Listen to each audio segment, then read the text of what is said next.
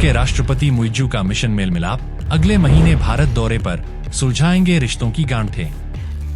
मालदीव के राष्ट्रपति मोहम्मद मुइज्जू भारत और मालदीव के बीच संबंधों में आई खटास को मिटाने के मकसद से अगले महीने 7 से 9 अक्टूबर के बीच भारत का दौरा करेंगे। इस दौरे से पहले मुइज्जू पीएम मोदी के शपथ ग्रहण समारोह में हिस्सा लेने के लिए भारत आए थे। अगले महीने होने वाली यात्रा के दौरान मुइज्जू प्रधानमंत्री नरेंद्र मोदी और अन्य भारतीय नेताओं के साथ अहम बैठकें करेंगे। उनकी यह यात्रा खास इसलिए भी मानी जा रही है क्योंकि राष्ट्रपति बनने के बाद से ही मुइज्जू ने 2023 में इंडिया आउट अभियान के जरिए भारतीय सैनिकों मालदीव से वापस भेजने का निर्णय लिया था। मुइज्जू के इस निर्णय के बाद से भारत के साथ मालदीव के रिश्तों में खटास आ गई थी। हालांकि हाल के महीनों में दोनों देशों के संबंधों में सुधार के संकेत मिले हैं।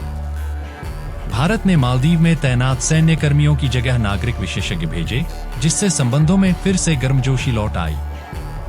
प्रधानमंत्री नरेंद्र मोदी ने मुइज्जू को अपने शपथ ग्रहण समारोह में भी आमंत्रित किया था। उस वक्त भी मुइज्जू भारत आए थे। उनके इस दौरे के बाद भारतीय विदेश मंत्री एस जयशंकर ने अगस्त में मालदीव का दौरा किया।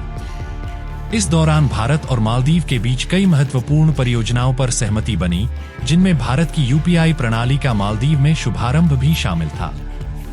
भारत यात्रा से पहले मुइज्जू ने हाल ही में भारत को मालदीव का सबसे नजदीकी सहयोगी और अमूल्य साझेदार करार दिया। उनका यह बयान दोनों देशों के बीच रिश्तों को सुधारने की दिशा में एक बड़ा कदम माना जा रहा है। इसके अलावा बीते दिनों मुइज्जू की यात्रा के ऐलान से ठीक पहले मालदीव के 2 जूनियर मंत्रियों से प्रधानमंत्री नरेंद्र मोदी पर की गई अपमानजनक टिप्पणियों के चलते इस्तीफा ले लिया गया।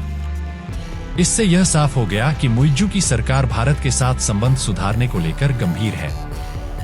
भारत ने भी मालदीव की आर्थिक स्थिरता बनाए रखने में अहम भूमिका निभाई है। भारतीय स्टेट बैंक ने मालदीव के ट्रेजरी बिलों की सदस्यता को $50 मिलियन तक बढ़ाया, जिससे मालदीव को इस्लामिक बांड भुगतान में चूक से बचने में मदद मिली। विशेषज्ञों का मानना है कि मुइज्जू की यह यात्रा भारत के साथ रिश्तों को फिर से पटरी पर लाने की दिशा में एक महत्वपूर्ण कदम होगी और इससे दोनों देशों के बीच मजबूत संबंध स्थापित होंगे।